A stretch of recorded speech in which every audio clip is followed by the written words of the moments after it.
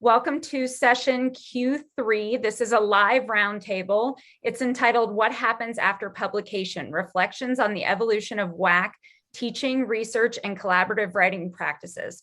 We're lucky enough to be joined by a number of scholars today. My name is Jessie McLean, and I'm one of the Associate Directors of the WAC Conference this year. And I just want to welcome and thank you all for being here. And with that, I'll turn it over to our chair, Andrea. Excellent. Thank you all so much for coming. I'm Andrea Ollinger. I'm an associate professor of English at the University of Louisville. And my co-facilitator is Sandy Taragokia. And I am an associate professor at the University of Oklahoma. And we are, with Leslie Bartlett and Margaret Marshall, co-editors of this edited collection that came out last spring, Diverse Approaches to Teaching, Learning, and Writing Across the Curriculum, IWAC at 25, which celebrates the 25th anniversary of IWAC. So it's framed by the concepts of diversity, connection, and resilience, and these chapters began as presentations at the 2018 conference, thus marking a significant moment in WAC history as the 25th anniversary. So today, we have some chapter authors who will discuss how their teaching and research and collaborations have evolved since their chapters, thus embracing the 2021 conference's call to recognize challenges, offer critique, and advance innovation. So in the collection, we take up the notion of resilience as a lens for understanding and pursuing WAC sustainability. And the chapters enact resilience by honoring the interplay of connection and diversity. They show how WAC efforts sustain by building on the foundational common ground that defines the movement and by privileging diversity, which Gallagher, Minter, and Stenberg argue is needed, quote, not just for survival or writing out the status quo, but for resistance, critique, and transformation. In the spirit of resilience and this year's conference theme, presenters will share how their work consulting with graduate writers, teaching linked courses with mathematics, teaching first-year writing at a Hispanic-serving institution on the US-Mexico border, and collaborating around writing pedagogy in history, chemistry, and legal studies has progressed since they wrote their chapters. So first, Rachel, Cayley, and Malka Effron will reflect on how particular pedagogical practices have advanced beyond what is articulated in their chapters. Marcella Hebbard will describe a new research project that is an outgrowth of a teaching practice described in her chapter.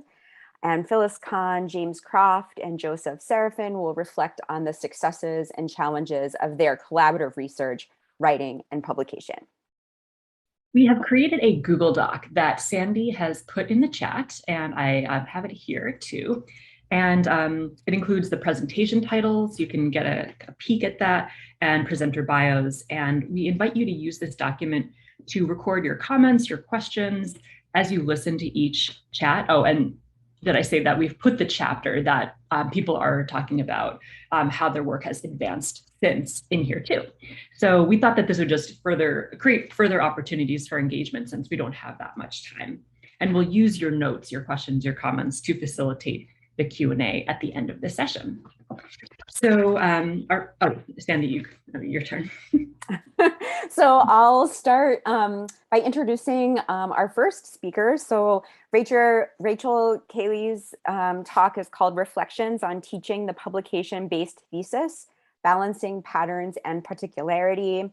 Rachel is an associate professor in the teaching stream at the Graduate Center for Academic Communication at the University of Toronto, where she teaches academic communication to graduate students. And she blogs about academic writing for graduate students at Explorations of Style. And you can find the link to her blog in our Google Doc as well. It's fantastic. I've assigned it to graduate students in my own program and classes. Next, Malka Effron's talk is called Reflections on Teaching Source Use in Mathematics, Mathematical Precision versus Patch Writing. And Malka is in the Writing, Rhetoric, and Professional Communication program in the Comparative Media Studies Writing Department at MIT. Her articles appear in journals such as Narrative and Women in Language. She edited The Millennial Detective by McFarlane and Company Press in 2010, and co-edited The Function of Evil Across Disciplinary Contexts, published by Lexington Books in 2017. And Malka put her script in here because of, to kind of provide further access. So third, then we have Marcella Hebbard, who will be presenting on reflections on analyzing Latinx students' border crossings in literacy narratives and on implementing WAC at Hispanic-serving institutions. And Marcella is a lecturer at University of Texas, Rio Grande Valley, where she teaches first-year composition, linguistics, and teacher preparedness courses. And her research interests include online writing pedagogy, language and identity, first-year writing, translingual and transnational writing, WAC, and second language writing, and she's published in several academic journals. And then our last group of presenters is a team, Phyllis Conn, James Croft, and Joseph Serafin, who will be reflecting on interdisciplinary dynamics, challenges, and successes in a WAC-sponsored writing pedagogy research group. Phyllis is Associate Professor in the Institute for Core Studies in the College of Liberal Arts and Sciences at St. John's. And she teaches and writes about New York City history and undergrad history education. James is Associate Professor in Criminal Justice, Legal Studies, and Homeland Security at St. John's, and he practiced bankruptcy and restructuring law at Clearly Gottlieb Steen and Hamilton, LLP in New York. And he frequently speaks and writes on topics such as US bankruptcy law and undergraduate legal education. And Joseph Serafin is Associate Professor in Chemistry at St. John's, and he teaches and writes about and researches physical chemistry and has been working on high impact practices in STEM curriculum. So I'm going to stop sharing now, and we'll pop the Google Doc in the chat periodically. And I will turn it over to Rachel Cayley. Thanks, Andrea.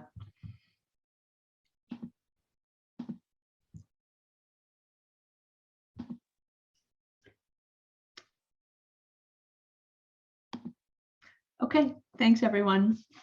I'm so glad to be here. Thanks so much to Sandy and Andrea for organizing this panel and for all the editors for all the work they did putting together the volume.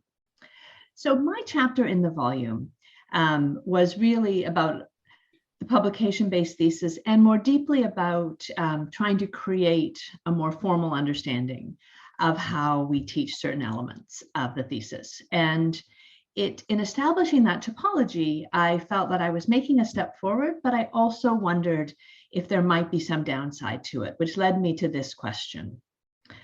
What are the pedagogical implications of teaching thesis writing with an established topology rather than being responsive to individual writing circumstances? And that question probably doesn't make a lot of sense without a little more insight into my context, which is I teach graduate writers at the University of Toronto. So I'm teaching in a program out of a writing center where people can come from any discipline. So the course that I'm speaking about is thesis writing in the humanities and social sciences. You can be at any point in your study, you can be at any point in your writing, you can be in any of those many, many, many fields that comprise the humanities and social sciences. And so my goal is to meet these very different stages and very different needs with responsiveness. Right? It's really important that I'm there to respond rather than to dictate what people are doing. And so creating something more established, I needed to be sure that I wasn't flattening, that I wasn't doing anything that would cut down on that responsiveness. So in order to respond to this question, I'm going to tell you a little bit about how I got here. So in my teaching of thesis writing, I began with sort of treating the traditional thesis as normative, right? Allowing for the possibility of alternative structures, but really thinking about the traditional thesis as being probably what people were doing. And that absolutely came from my own this is a long time ago, recent experience in having written a humanities dissertation myself, and the fact that the traditional thesis was more common then. As time went on, I moved to suggesting more of a dichotomy between a traditional thesis on one hand and a thesis based on publication in some way on the other. But throughout this teaching, what I was doing was explaining these structures through a series of questions that required the student to have some prior understanding of the options. So in my desire to be responsive, I was really creating a situation where the student needed to know what they didn't know, right? So they were having to ask questions, but I wasn't telling them enough to help them really formulate those questions. So in order to try to move past this, and so that I could anticipate rather than just respond, I came up with something that looked like this.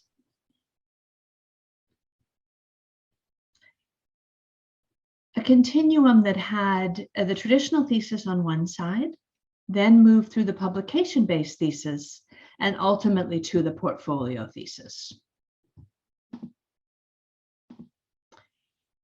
And I was able to offer definitions within each of those. The traditional thesis defined as a single integrated narrative, the publication-based thesis defined as a collection of publications linked into a unified thesis, and a portfolio thesis that was a PhD achieved by amassing the requisite number of publications. So there's really three things to note here. First of all, I had new and established terminology that I was able to give the students. There's a lot of different names for these things. I gave them all the different names, but established particular ones that we would use. I provided a definition, whereas in the past I've been asking questions. Will you be doing this? Will you be doing that? Here I was saying a little more what they needed to do in each of these forms. And most importantly, I was offering them a continuum. Right, and that is crucial for people in this middle column where I was particularly interested. Publication-based theses can really shade toward traditional theses, right? So they can really shade towards the publications acting like chapters in a more integrated narrative, or they can shade in the other way to being more like just standalone publications with a little bit of infrastructure to connect them. So with that as where I ended up as my form of teaching, I was sort of back to my original question, right? Am I flattening by doing this? Am I losing something? So first, my concerns, another way of wording that flattening was to say that students might think they were being told to choose one of these formats, which is not what I wanted. Students might develop less of an awareness that thesis structures are often decided collaboratively with the supervisor or organically in response to the contours of the research project. So I wanted them to know both of those things, but I found I was able to address that explicitly in the class and was able to then move on to, I think, the more significant benefits. Right? So the benefits would be students can get the introduction they need to these various thesis structures. I wasn't requiring them to already know what they didn't know in order to ask me about it. Students can learn terminology that might assist them in formulating future questions, especially when speaking to committee members. An important part of my role is making sure they're better communicators with their disciplinary experts. And students can start to understand that genre really undergirds these various thesis structures. Right? These are not just arbitrary requirements. No one's just not just saying, write this way, write that way, but rather saying, here's different ways of meeting the underlying genre expectations for a thesis. So here, what I want to talk about is the way that these sort of structural decisions along this continuum can be seen as connected to the two key purposes of the thesis for its audience. So first, communicating research, right? The thesis must be designed to share research insights with the disciplinary community. Students generally know that. Displaying expertise is the second purpose, right? The thesis must be designed to demonstrate the expertise of the writer. And that's often a harder one for students to grasp. Putting it on a continuum helps them to understand that meeting those two requirements will happen in a different way. In a traditional thesis, they will be largely coextensive. In a fully portfolio thesis, they'll be disaggregated completely. In a publication-based thesis, they're going to have to be managed at the same time. So it's a really helpful way of helping them to understand that. So overall, for my original question that I asked in 2019, when we first were putting together this panel, I've been pretty happy with the way that I've been teaching this and the way that using genre and this continuum helps make these patterns more explicable. But there have been two really interesting things that I wanted to point to in the last few minutes. And And those would concern the move online and my ability to communicate about writing in my broader institutional context. So moving online, this is just a fairly incidental observation, but I really found that in moving online, it was important that I was able to create a framework that was more self-explanatory. And by doing that, I was better able to meet the needs of students with whom I was interacting remotely, as we all were, both synchronously and asynchronously, right? So with all my teaching materials, I felt the need to make them more explicit, make them more standalone. And having made this move within the thesis class, I think really helped the success of that class in its online context, which was just something interesting that occurred to me last year. More significantly, what I was interested in was this formulation really helped with institutional communication. So the creation of a generic typology of thesis writing made it so much easier for me to communicate effectively in institutional settings. And as we know, these types of communication can be more influential sometimes than our work with individual students because we're able to affect policy. And in this case, I was able to work on new guidelines, much needed new guidelines for the doctoral thesis at U of T, which the URL is there, or the QR code. It was a group brought together of people from different faculties and different departments to try to understand, how are we going to talk about the publication-based thesis? How are we going to talk about arts-informed theses, practical doctorates, Indigenous-informed work? How are we going to talk about all those different aspects of thesis writing in a set of consistent guidelines? And my ability to frame this and show everybody this work that I'd been doing on thesis structures greatly assisted us and helped me move different faculty members from their more specific and focused thoughts about their own particular requirements to the broader nature of what the thesis had to actually accomplish. So just to end, my final thoughts. So starting with my original question, what I realized was using this kind of a framework allowed me to give a better introduction, clearer terminology, and a firmer grounding in genre within my course, but also a smoother transition to online, which has been something we've all been thinking about, and improved communication with faculty and administrators. So that's my little presentation. I really look forward to hearing other people's reflections on what has happened since they've published their chapters. Thanks so much, everyone. Thank you, Rachel. I put some little questions in our Google Doc, and feel free to add, as they're continuing to percolate. Now we have Malka Effron, Reflections on Teaching Source Use in Mathematics. If you'll just give me a couple seconds to get started, I think I've timed everything so that this shouldn't matter for my time. Okay. At IWAC 2018, I presented a paper about the particular challenge I discovered in the mathematics classroom, namely how to teach attribution practices when all the content students were being asked to present constituted the common knowledge of the field. This challenge led to thinking critically about attribution practices and leading students to focus on acknowledging sources of inspiration, a common attribution convention in mathematics, a field where strategies as well as claims are key intellectual properties. My piece at IWAC 2018 was a largely anecdotal report designed to get STEM communication instructors thinking about the challenges of asking students to reproduce professional genres with content that no current professional would write up. As I developed the anecdotal paper into Chapter 6, What If It's All Common Knowledge, the project became immersed in the issues of attribution and the pedagogy around plagiarism. This deep dive led to a new tool to help with patch writing issues that arose across MIT's communication-intensive mathematics courses.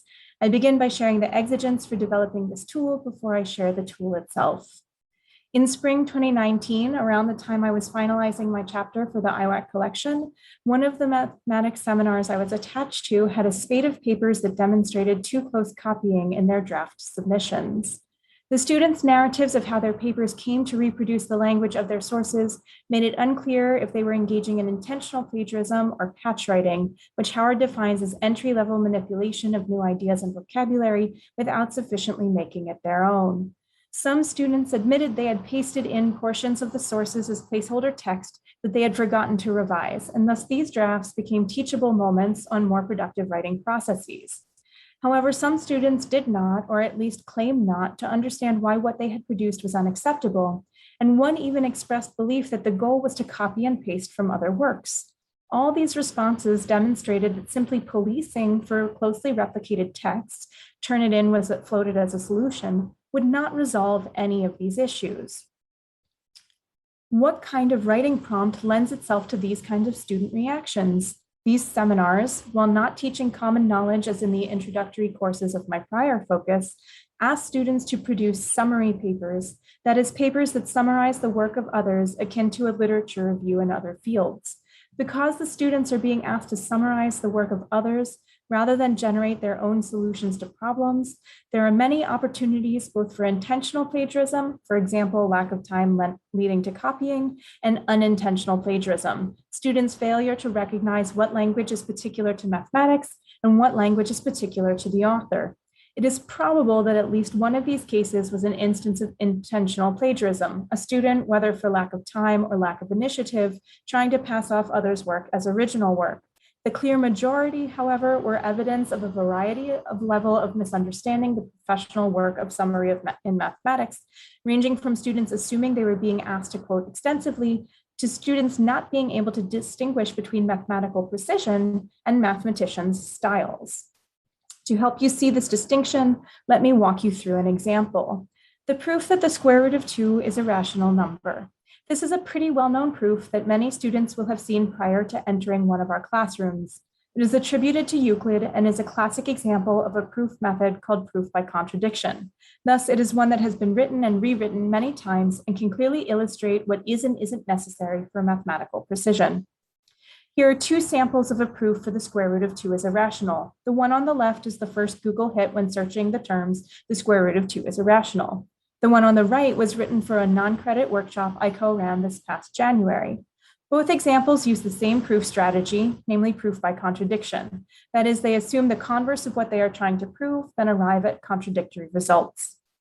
Because they use the same fundamental argument, there's significant overlap in the language of the text, its arrangement, and its presentation. I have called out some of these correspondences with different colored blocks here. Also notice that the final example calls out a common discourse convention in mathematics, so the shared phrasing represents a normative way of presenting a conclusion rather than an act of appropriation. Thus, were a student to read one of these proofs and be asked to present a summary to the class, some overlap in arrangement and phrasing would be assumed simply for mathematical correctness and clarity. Nevertheless, as with any field, there are moments that better indicate the author's stylistic decisions rather than formatting dictated by content. If we look at the green box again, we see two ways of communicating the same information. On the left, the author chooses to use natural language to summarize an observation, and on the right, the author uses symbols, leaving the reader to observe the divisibility by 4 directly. These differences could be attributed to authorial preference. Maybe one author prioritizes brevity, where the other author prioritizes showing over telling. It could be attributed to authorial audience. Maybe one author feels the audience needs more explicit guidance, or one audience is less familiar with the concept of divisibility. Regardless, these choices demonstrate that mathematicians do have flexibility to match their language to their own exigences. For those here from writing, communication, or Ret Comp backgrounds, this is not a particularly surprising observation, and I'm not suggesting that the students are always unaware of these opportunities. Consider, for instance, Alfred's use of no common factors and Haynes' use of relatively prime integers. Alfred's phrasing is merely a definition of Haynes, and both terms are elementary knowledge in university-level mathematics. However, the challenge between distinguishing what is authorial style and what is precise mathematical content becomes less easily discernible when one enters new mathematical fields. To make this case, let's take a look at a few lines from one of the papers we use in 18204, Seminar in Discrete Mathematics. This paper is Eigner and Fromm's 1984, A Game of Cops and Robbers. This article draws on fields in discrete mathematics, including graph theory and combinatorics. While all students in this seminar need to have completed an introductory survey in these areas, there is no expectation that students have deep knowledge in any of these fields. Thus, as a student, to read and understand this article well enough to summarize it, and this is just a small extract from a 12-page article, One needs to learn the rules and conditions well enough to understand what constitutes a Copland graph, a pitfall, and a dominating vertex. As a novice in the field, how does one determine if pitfall is a term of art or just a name that the authors found convenient? And if the natural language correlation of pitfall might make this term seem obviously authorial invention, if one is new to graph theory, how does one know if dominating vertex is common in the field or a freely changeable name? Additionally, students might assume that even if these terms were invented by the authors, they might have become a term of art in the 40 years since the article's publication. These classes require students not only to understand the content in these articles well enough to summarize, but also understand the discourse level conventions well enough to know what constitutes mathematical precision and what would merely be patch writing. Though all MIT's mathematics seminars have scaffolded writing process, for content reasons, the course instructors often ask for the first drafts of the paper very late in the semester, about a month before the final deadline. For students to have time to learn from their initial attempts, they need more than a month to revise their conception of the material, its genres, and its discourse. So to embrace a pedagogic rather than punitive approach to these so-called plagiarism issues, I developed a mini assignment that instructors could give early in the semester to catch the students who fell within the range of misunderstanding of mathematical summary. The activity asked students to summarize one proof, the smallest unit of argumentation in mathematical communication, during the first half of the semester. As we saw with the square root of 2, even short proofs necessarily contain a mix of language specific to the mathematical content and phrasing specific to the author. Thus, to offer an appropriate summary, the student must have distinguished these characteristics, and the assignment language offers strategies to do this work. The math instructor can then see early on which students are already able to make these distinctions and which students, for lack of experience, lack of comprehension, or any other reason, cannot. Also, patch writing often results as much from struggles with content, so this tool allows the instructor to intervene earlier with mathematical support. Additionally, the feedback from these assignments opens a dialogue with the students about their work and their writing, which will hopefully continue throughout the semester. This small intervention importantly addresses not only genre and discourse, but also content level misunderstanding, and it does so by reframing the issues not as plagiarism, but as patch writing. Thank you. Thank you so much, Melka. And we have some more comments being put in the Google Doc, so that's wonderful. Next, we have Marcella Hebbard, reflections on analyzing Latinx students' border crossings in literacy narratives and on implementing WAC at Hispanic-serving institutions. Okay, thank you, Andrew. So let me, okay. So for the IWAC 2018 election, a Spanish heritage language colleague and I from Writing Studies wrote a chapter outlining a transdisciplinary framework for developing student-centered translingual activities around the notion of transfronterizos. After our collaboration, I want to continue exploring the notion of transfronterizos. As I began my investigation, I came across the notion of reflexivity. Qualitative researchers define reflexivity in relation to teacher's identity as a fluid process that requires the teacher-researcher to understand that who we are as educators is influenced by the positionalities we bring into the spaces we inhabit daily. This fluid process is a result of an intentional turning the lens on ourselves to make our positionalities, roles, and responsibilities visible to ourselves first, then those we work with, such as students and colleagues. Practicing reflexivity can help educators make sense of moments of discomfort as we deconstruct and reconstruct our identities as teachers. Two questions that guided my project are: what kinds of border crossings do students in first-year writing describe in the literacy narratives? And how has my understanding of borders impacted how I teach first-year writing or first-year composition? The data set that I used for this project are 36 literacy narratives from two different groups of students enrolled in English 1301 in the spring semesters of 2014 and 2018 respectively, because I wanted to measure how my understanding of borders have changed, if any. I also collected syllabi, lesson plans, teaching notes, and reflections I wrote during professional development sessions I attended between fall 2013 and spring 2018. These informal reflections informed some of the revisions I made in courses I taught from 2014 to 2018, respectively. In this presentation, I'm going to share my findings that address the second question. How has my understanding of borders impacted how I teach first-year composition? For my theoretical framework, I drew from scholarship in the fields of communication, writing studies, and applied linguistics. Border rhetorics from the field of communication refers to the engagement of the conceptual, historical, legal, performative, and mediated power of the border in human social relations. When I read a lot of this scholarship, I categorized it and created a list of definitions or characteristics about borders. These are just a few of them. Borders regulate issues of legitimacy. Borders function as a power side of rhetorical invention. A border primary function is to designate, produce, and regulate the space of difference. That means that difference is seen at times in the border context as an intrusion. Borders travel beyond the literal location, and so do their effects. Borders are dynamic and hegemonic sites of a struggle, and borders follow bodies and regulate bodily movement. People use border or bordering to reinforce values, inculcate beliefs, and mobilize attitudes and provoke actions. I'll give you an example of how the list of characteristics of borders and in connection to reflexivity help me understand more my understanding of borders. Borders regulate issues of legitimacy. Writing like borders, I came to understand, regulates issues of legitimacy. In WAC circles, they can be seen in scholarly discussions about what constitutes good writing in college and what doesn't, who is considered a legitimate instructor of writing and who isn't.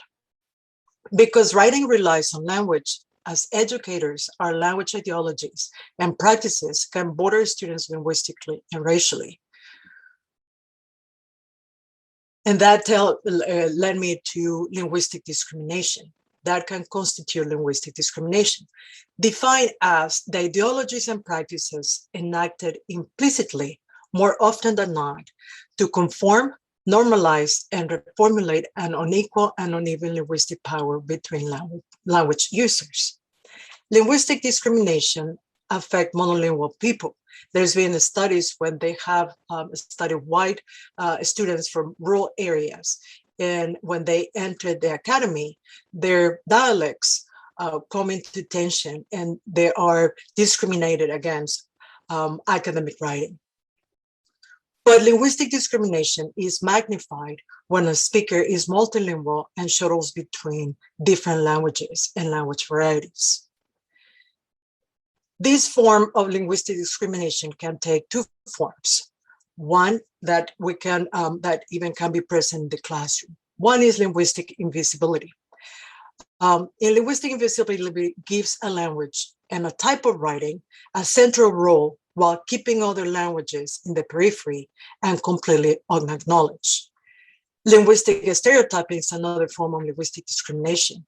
And linguistic stereotyping comes when people who are not expected to speak or write a particular language well may be heard not to speak that language or write in that language well, irrespective of their actual proficiency.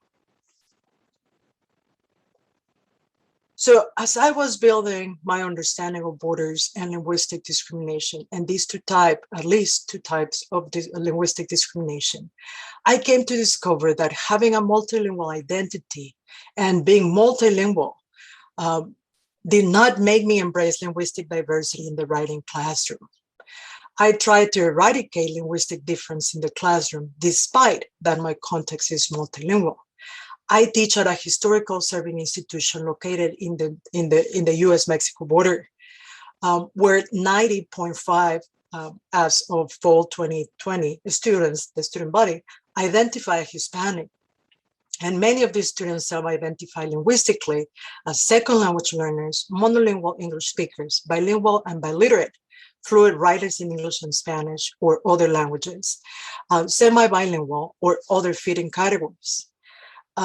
So I believe that being from that was when I started teaching writing in 2013, I believe that being from the other side of the border made me an illegitimate instructor of composition, and how I imposed on myself, on my students, this idea of borders. I enacted linguistic invisibility and linguistic stereotyping toward my students and myself, and adopted a monolingual English-only ideology, which saw difference in writing as a deficiency.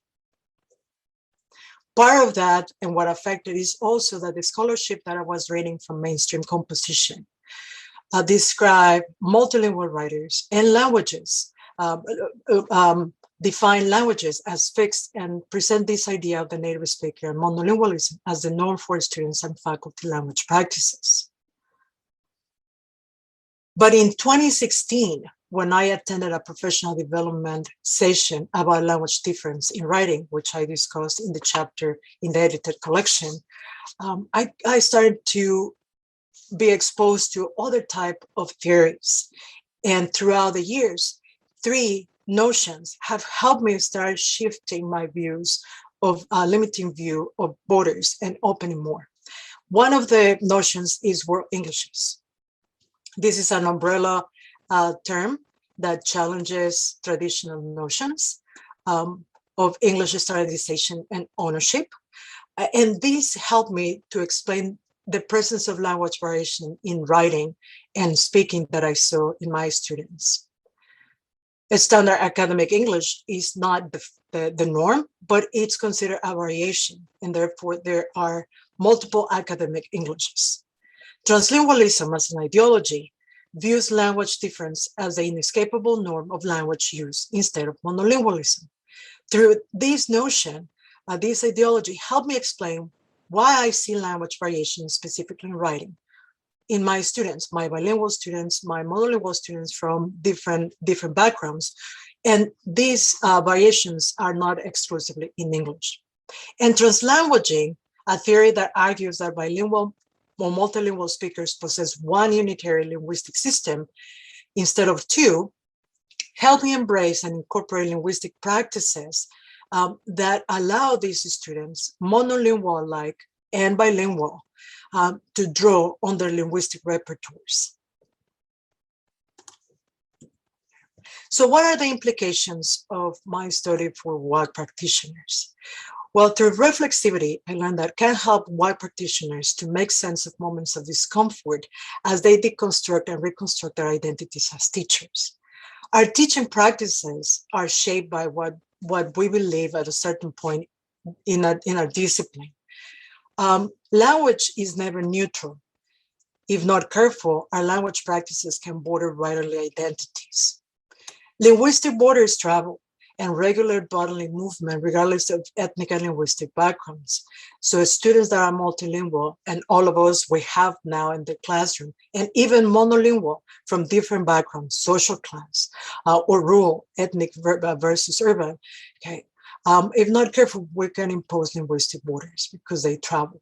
Border rhetoric can help as a notion unearth critical issues of power in our respective contexts. And together, border rhetorics, world Englishes, translingualism, and translanguaging can assist our understanding of student discursive productions and help us prevent bordering our students. Thank you. Thank you so much, Marcella. It's wonderful. Last but not least, we have our group from St. John's University. James Croft is going to go first, then Phyllis Conn, and then Joseph Serafin. And then we'll open it up for Q&A to all. Yeah, hey everybody, this is James Croft from St. John's University. I've got with me Phyllis Conn and Joe Serafin. And we've been part of a group of faculty from different disciplines have been working together for over 8 years now in some form. Some people have cycled in and out. I joined about 6 years ago, but we've been researching a number of questions together for several years, and this is actually going to be our fourth IWAC conference. Some of us were at 2014, some of us were at 2016, some of us at 2018. Now we're here at 2021. And we've been looking at two questions over that 8-year history. The first, which we leveraged into an article that got published, explored how asking students to do disciplinary specific evidence-based writing affected their pre-professional identities.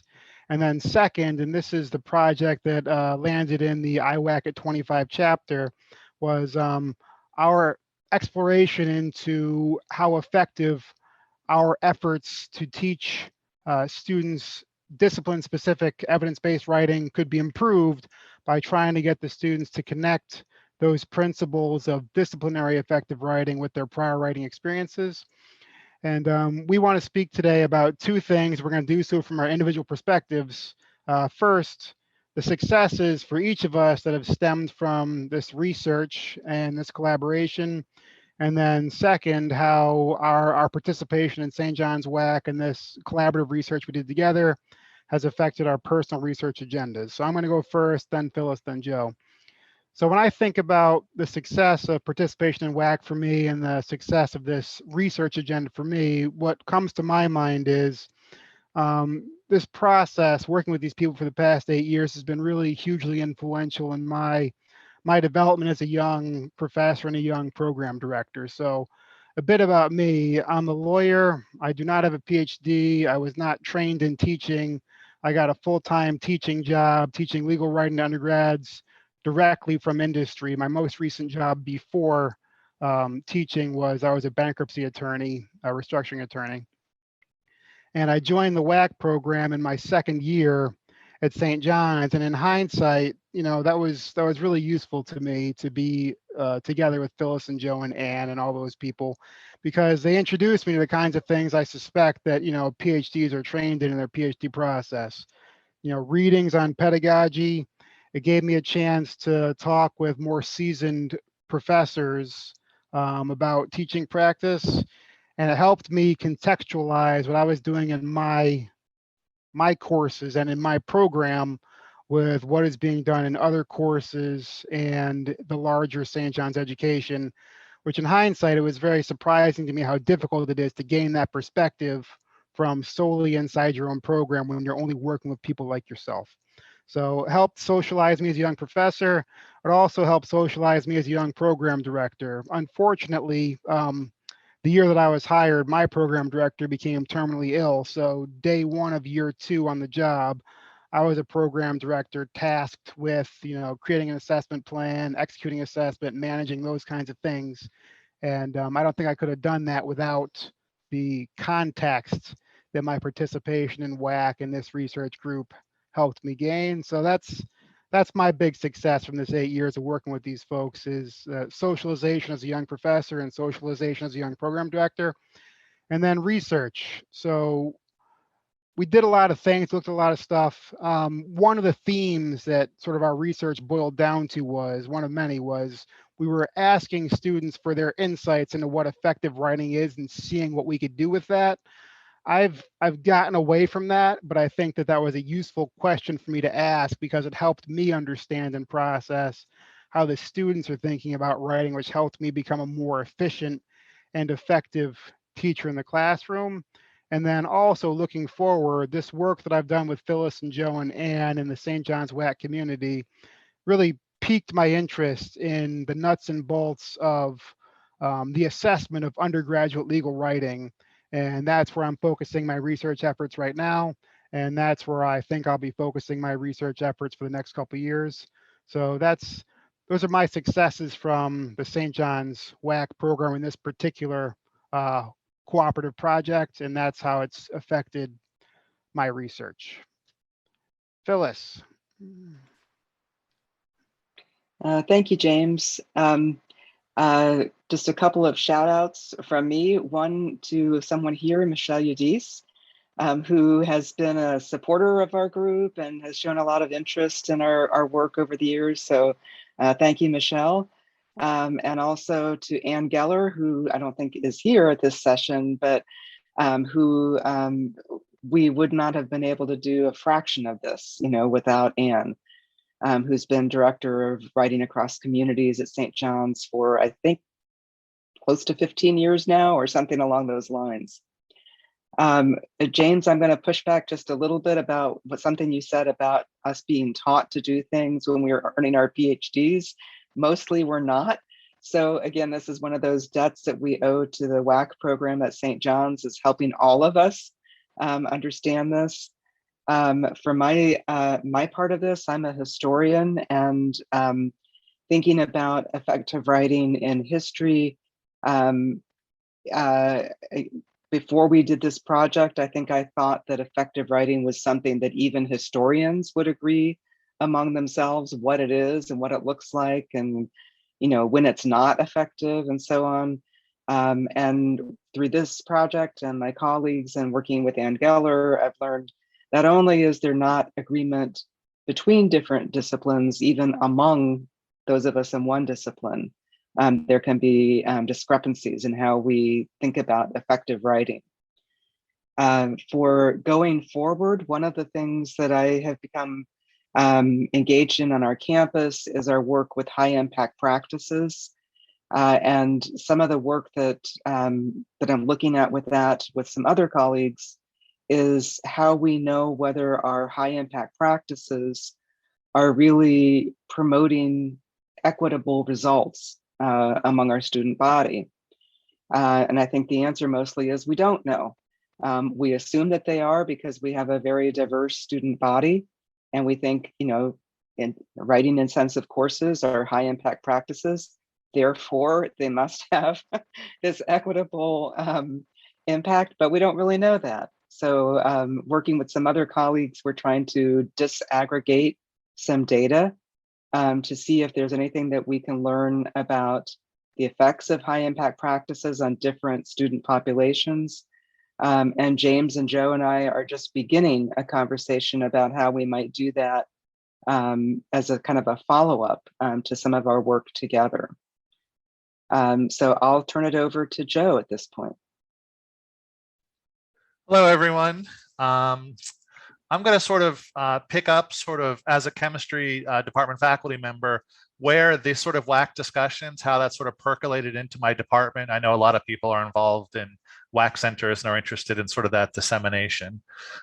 So we had these interdisciplinary discussions about what's effective writing, even like how to structure an argument. And really a lot of these sort of, at the end of the day, boil down to disciplinary discussions that we could have with our students. So it's really helpful sort of making those things explicit. So looking at different genres. So for example, when you're looking at writing across the curriculum, what a journal format is, right? How that's so different from chemistry really makes you think a different way, which sort of reminds you what our students are doing when they encounter these new genres. So I think this was really helpful and sort of shocking me back to the idea of what are the things that we're assuming in our courses. And one of the things that really helped me was just sort of recognizing how complicated these courses are for our undergraduate students. So the grading assignments, not only is it different between the different disciplines, but it's also very different across different chemistry courses, right? So I heard a lot of students say, but I got an A if I wrote this kind of report last semester from this faculty member, right? So it's the same thing you guys always hear. How come they didn't learn that in their first year writing course? So it's the same things, right? So all of these things have different sort of priorities, and it helped me sort of go through and look at that. So an example in chemistry is in the first couple of years, they may focus on things like formatting, simple things like formatting. What does a graph look like? What does a figure look like? And how to have appropriate calculations. In a third year chemistry course, I expect them to do the calculations correctly. They should have the format of all the tables and figures, so we can move on to things like the argument, right? And I think then in a fourth year course, then you can start doing some interesting things like Malkeya talked about, maybe by it's really looking at attribution, right? So I think there's a natural scaffolding that takes place that wasn't articulated to me And we've had some departmental discussions about that, which I think is really sort of helpful.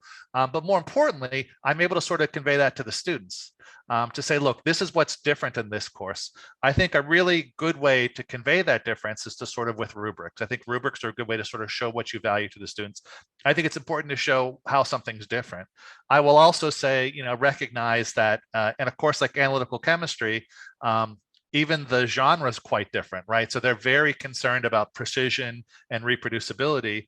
And of course, like physical chemistry, they're a little less concerned with precision, but it's much more about whatever your results are, can you explain your results? So I think these are things that are complicated and messy, but they're complicated and messy, but if we can articulate that to the students, I think they have a better time sort of handling that sort of change. And I think it's the same sort of discussions that people in the disciplines have had with the writing centers all this time. How come these skills don't translate? Well, some skills do translate, it's just complicated and messy, but now I've got the vocabulary and framework to talk about that. And I do want to say once again, it was great working with Phyllis and James over these years. Ann Geller has been a great facilitator. So she gives us our theoretical framework to work from. So Michelle's reviewed a couple of our articles when they were in their infancy. So God bless you for that. You did the Lord's work there in this new genre. So thank you everyone for your time. Thank you all. That was just such exciting developments in your thinking and research and teaching and work with students. So now we have 10 minutes for questions. People can put them in the chat or unmute themselves. We also have some questions in the document too, so we can go to those.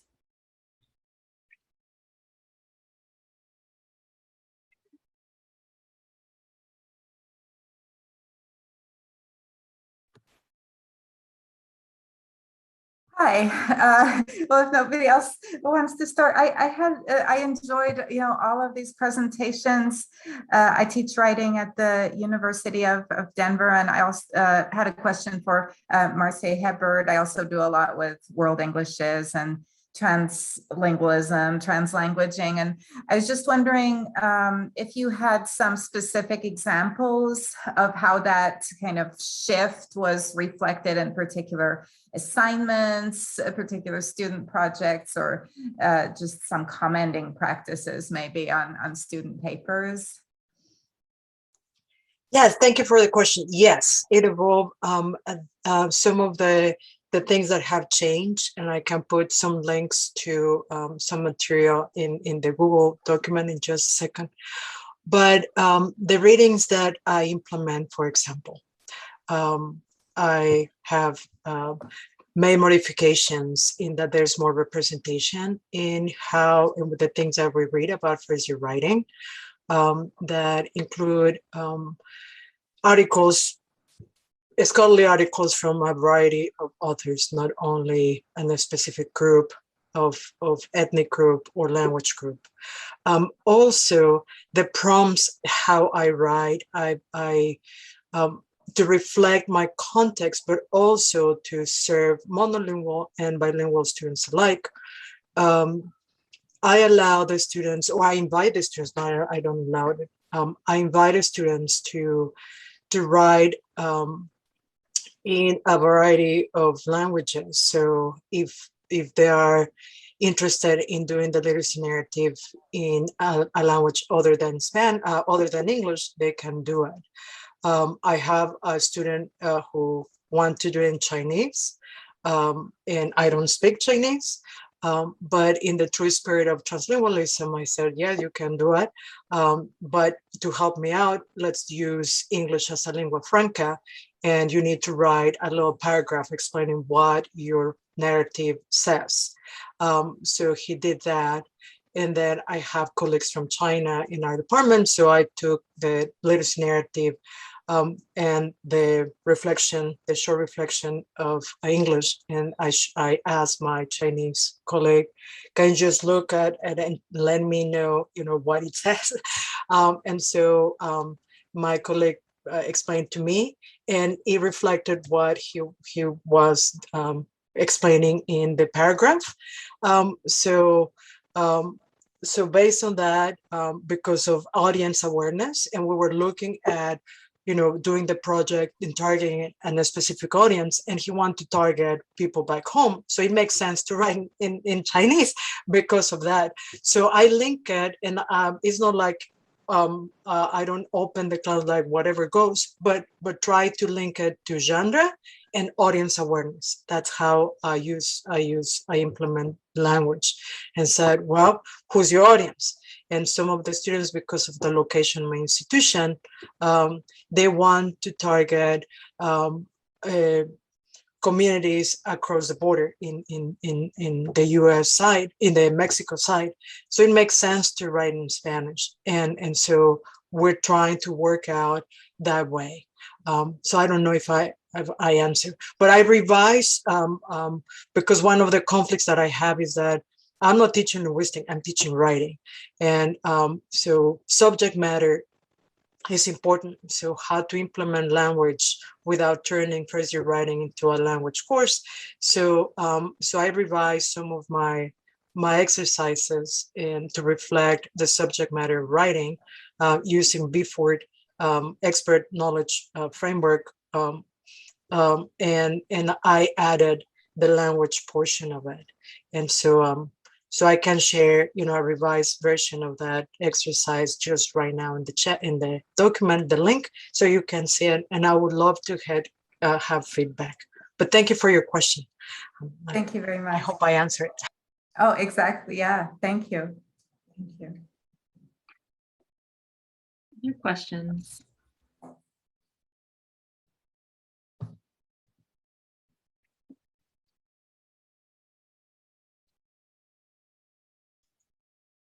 Could I ask a question to Malka? Yeah.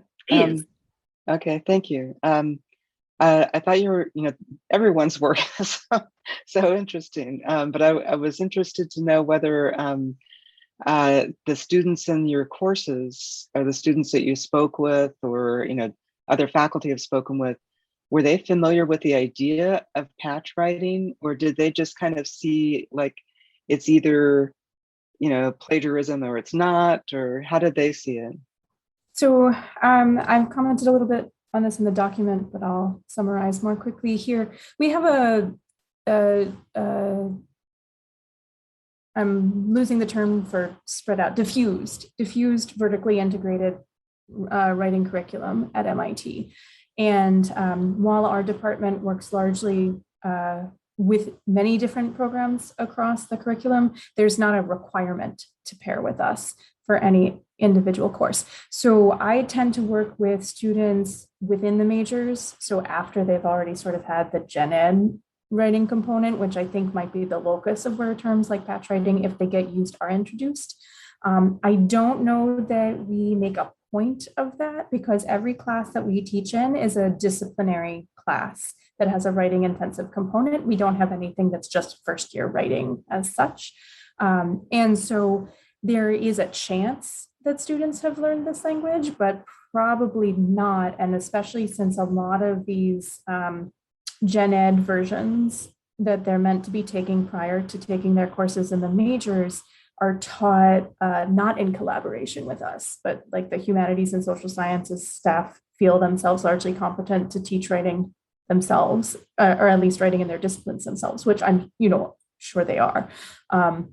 So I don't know what those students are getting, and therefore, and because I don't know which classes we have, the students are not required to take any one particular class. They can choose from among these.